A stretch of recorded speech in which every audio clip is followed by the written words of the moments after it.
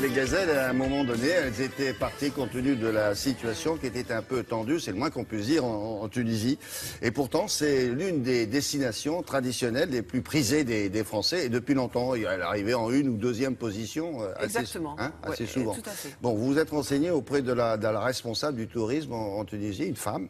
Une nouvelle ministre. Vous savez que depuis que les femmes se sont battues pour inscrire l'égalité entre hommes et femmes dans la Constitution, il y a un petit peu d'espoir. Et parmi ces femmes qui se sont battues, il y a Amel Karboul. Amel Karboul, elle travaillait dans une société à Londres, privée, et on l'a appelée pour venir aux affaires, pour s'occuper... Une société qui avait un rapport avec le tourisme, je suppose. Non, pas forcément. La finance, peut-être. Voilà, non plus. Non plus. Bon, d'accord, c'est rien. Enfin, je crois pas. On l'a appelée parce que c'était une femme qui avait l'habitude d'être aux commandes pour essayer de redresser un petit peu la barre. C'est si bien qu'on ne l'a pas rencontrée au salon parce qu'elle est vraiment sur le terrain. Et on l'a rencontrée au musée du Bardo à Tunis.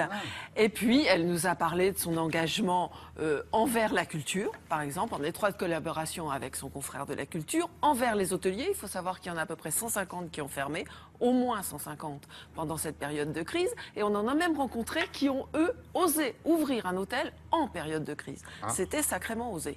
Ouais. Ah oui. Voilà. Et alors, ça donc, fonctionne ils espèrent. Tout le monde espère, et on sent un frémissement depuis les vacances de février. Allons-y. Voilà.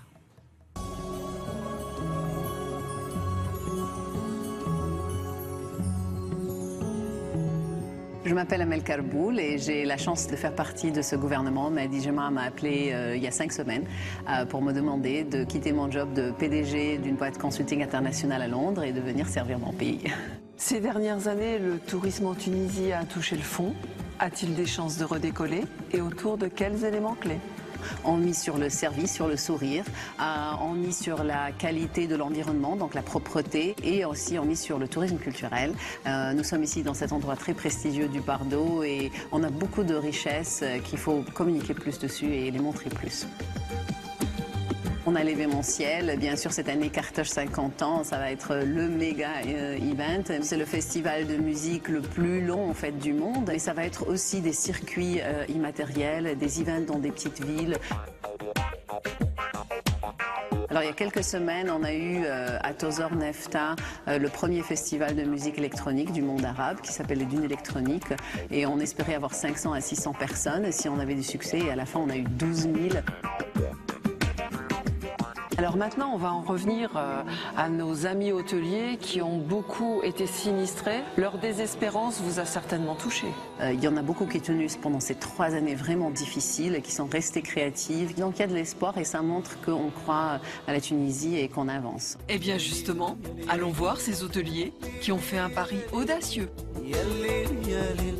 C'était une demeure familiale que nous avons décidé de transférer en hôtel de charme au sein de Sidi Bou Saïd. Ce beau village, on nous a pris pour des fous. Le fait de nous lancer dans ce genre de transactions pendant une période transitoire et difficile à travers laquelle le pays passait, on voyait la nécessité d'introduire un projet qui devait attirer une certaine clientèle. Nous avons fait de sorte que le client ou les visiteurs se sentent comme chez soi, à la maison.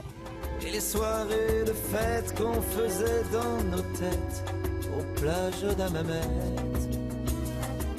C'est un pari très osé mais très nécessaire aussi parce que l'hôtellerie sur Hammamet est un petit peu vieillissante et nécessitait vraiment une unité comme celle-ci de 274 chambres.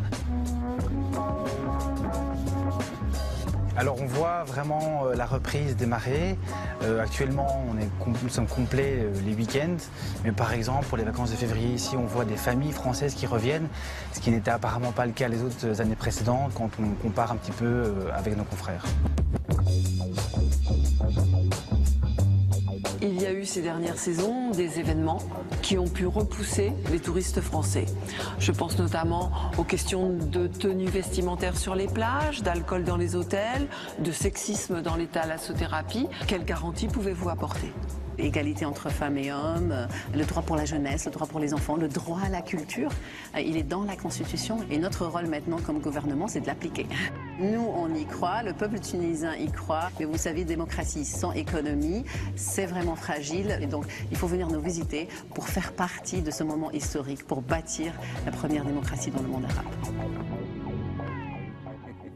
Cette jeune ministre du Tourisme, donc avec un hôtel qui vient Deux hôtels qui viennent d'ouvrir, donc ça redonne vraiment de l'espoir et j'ai vraiment senti pour la première fois depuis 3 ans que ça bougeait. Voilà. Alors si vous voulez vous rendre compte également de toutes les possibilités du tourisme cet été, vous vous rendez porte de Versailles au Salon mondial du tourisme qui se tient jusqu'à dimanche soir. Il y aura un grand département aussi consacré au tourisme de mémoire puisqu'on est en plein touriste de mémoire en France, Première et Seconde Guerre mondiale.